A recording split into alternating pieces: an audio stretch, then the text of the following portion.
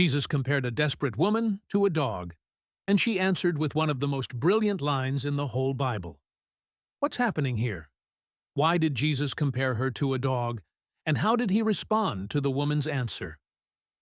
Let's explore Mark chapter 7, verses 24 through 30 together.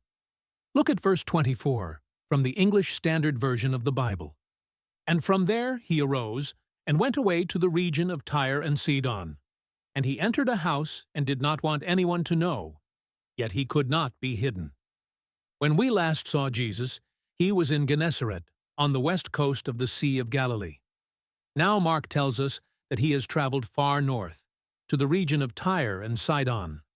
That's a pretty big deal, because that area is wealthy, mostly Gentile and pagan, and has a long history of hostility and aggression toward Israel. Not a place we might expect to see a Jewish teacher and healer. Why go there? In the last several stories Mark recorded, Jesus sought a respite from the large crowds and the endless needs they brought.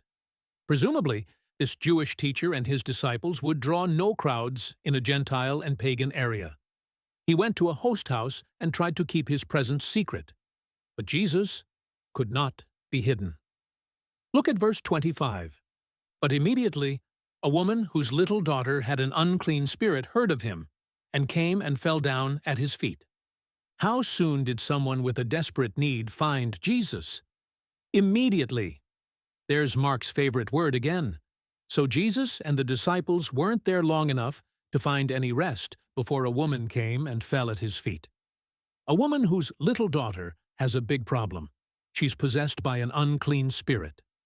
Here's an interesting nugget to consider.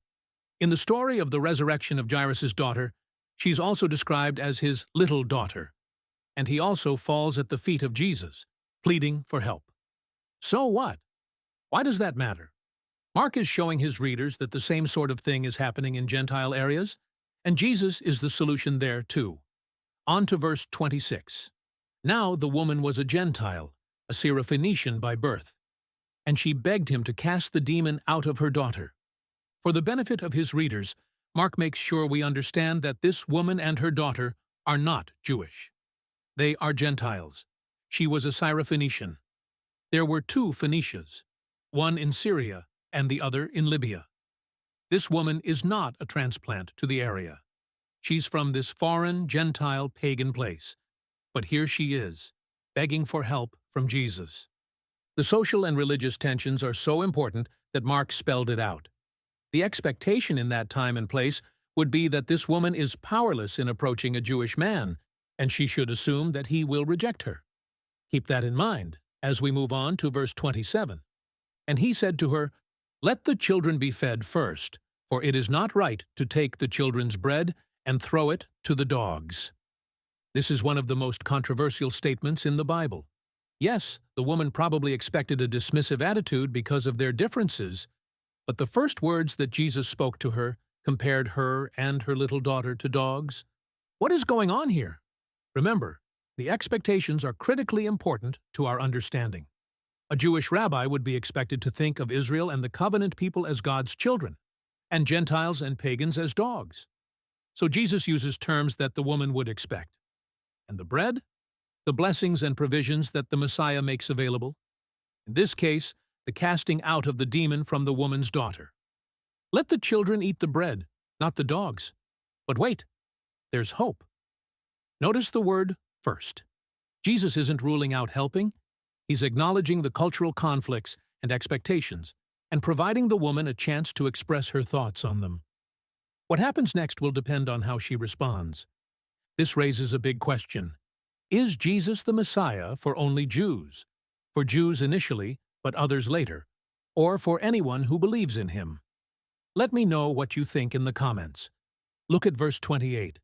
But she answered him, "Yes, Lord, yet even the dogs under the table eat the children's crumbs."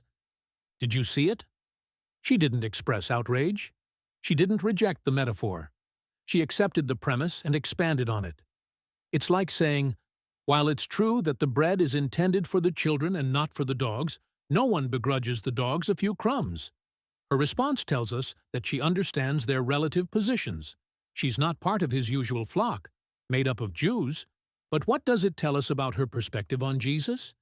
She believes that what she's asking is of no cost to him or to the covenant people. For him to deal with her daughter's need is like crumbs when compared to what she believes is Jesus' ability. The children will still have plenty of bread, and even a crumb will be sufficient for her daughter.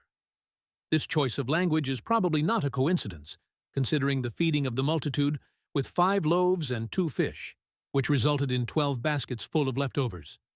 Jesus has more than enough bread to go around. Look at verses 29 and 30. And he said to her, "For this statement you may go your way. The demon has left your daughter." And she went home and found the child lying in bed, and the demon gone. This is earth-shaking stuff. Jesus tells her that because of what she said in her response, the demon had already left her daughter. There was no ritual, no conversion to Judaism, no sacrifice or offering, just her belief in and reliance on Jesus. This story contains a rare event in the Gospels, a long-distance exorcism. It shows that Jesus' power and authority are such that he doesn't need to be present with the girl. He doesn't need to speak a formula. At the instant he decided to help her, it was done. To borrow Mark's favorite word, it happened immediately. What can we learn from this passage? It's a turning point in Mark's Gospel. We see Jesus as a Messiah for anyone who believes in him and trusts in what he can provide. Many of us have a history of hostility toward God, like the people of Tyre and Sidon. And we may also have expectations that we don't have a seat at the table, and the best we can hope for is crumbs on the floor. But this woman's story teaches us that even when we know we've been distant and even hostile, there's one who has such abundance and authority that he can change everything with a thought. Even a crumb from him is more than enough. Next time, Jesus performs a strangely tactile miracle. Thanks for watching So What Scripture. Please share this video with a friend.